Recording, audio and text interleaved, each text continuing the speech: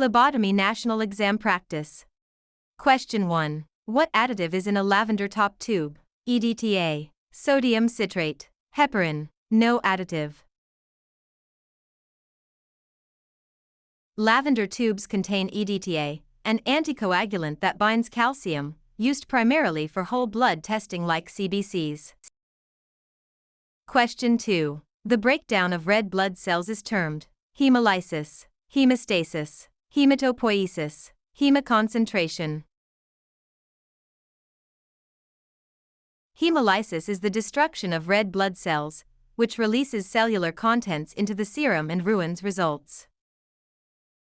Question 3. What does the gauge of a needle indicate? The diameter of the lumen, the length of the needle, the volume of the tube, the sharpness of the bevel. Needle gauge refers to the size of the internal diameter or lumen. Larger numbers mean smaller diameters. Question 4. Which additive acts as an antiglycolytic agent? Sodium fluoride, heparin, EDTA, thrombin. Sodium fluoride preserves glucose by preventing glycolysis, the breakdown of sugar by cells in the tube. Question 5. Which complication involves inflammation of a vein? Phlebitis, syncope, hematoma, petechiae. Phlebitis is the inflammation of the vein wall, often caused by repeated venipunctures or indwelling lines.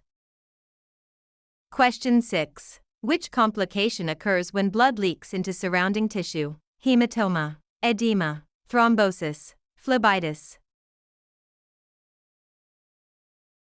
A hematoma is a localized collection of blood outside the blood vessels, often causing swelling and bruising. Question 7. Which item is used to clean the site before routine venipuncture? 70% isopropyl alcohol, povidone, chlorhexidine, soap and water. 70% isopropyl alcohol is the standard antiseptic used for routine venipuncture site preparation. Question 8. When should a phlebotomist label a patient's tubes? Immediately after the draw, at the bedside, before the patient enters the room, after returning to the lab, at the nursing station. Tubes must be labeled in the presence of the patient immediately after the draw to prevent mix-ups. Question 9. Which vein is most commonly used for venipuncture? Median cubital, basilic, cephalic, femoral. The median cubital vein is large, well anchored, and least likely to cause nerve damage. Question 10. What is the standard angle of needle insertion for venipuncture? 15 to 30 degrees, 45 to 60 degrees, 90 degrees, 5 to 10 degrees. An angle of 15 to 30 degrees ensures safe entry into the vein without going through the back wall. Question 11. Leaving a tourniquet on too long can cause hemoconcentration, hemolysis, petechiae, hematoma. Prolonged application of a tourniquet causes blood pooling and hemoconcentration, altering test results. Question 12. Fasting typically means no food or drink, except water, for how long? 8 to 12 hours, 4 to 6 hours, 2 to 4 hours, 24 hours. Standard fasting requirements for blood tests like glucose or lipids require an 8 to 12 hour fast. Question 13. What test requires the sample to be chilled in an ice slurry immediately? Ammonia, CBC, cholesterol, BUN. Ammonia levels can rapidly falsely elevate if not chilled immediately after collection to stop cellular metabolism. Question 14. Tiny red spots on the skin after applying a tourniquet are called petechiae, ecchymosis, purpura, hives.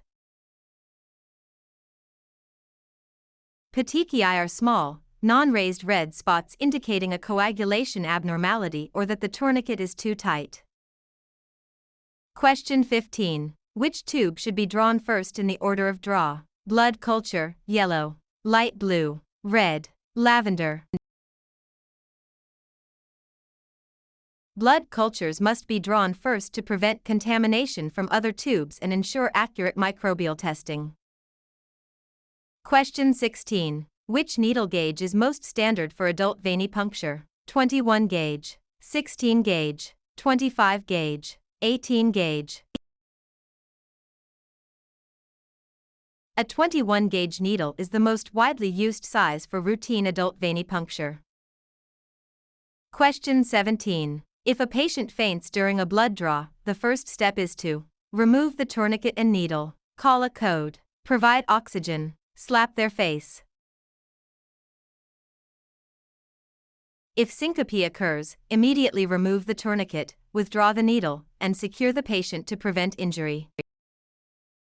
Question 18. What is the primary function of a centrifuge? To separate blood components by density, to count red blood cells, to sterilize samples, to mix additives. A centrifuge spins at high speeds to separate whole blood into plasma/serum, buffy coat, and red cells. Question 19. What is the most common site for venipuncture? Antecubital fossa, dorsal hand, foot, scalp. The antecubital fossa of the arm contains the median cubital, cephalic, and basilic veins, making it the preferred site. Question 20. A light blue tube contains which additive? Sodium citrate, EDTA, sodium heparin, potassium oxalate. Light blue tubes contain sodium citrate, which is crucial for coagulation tests like point NPTT.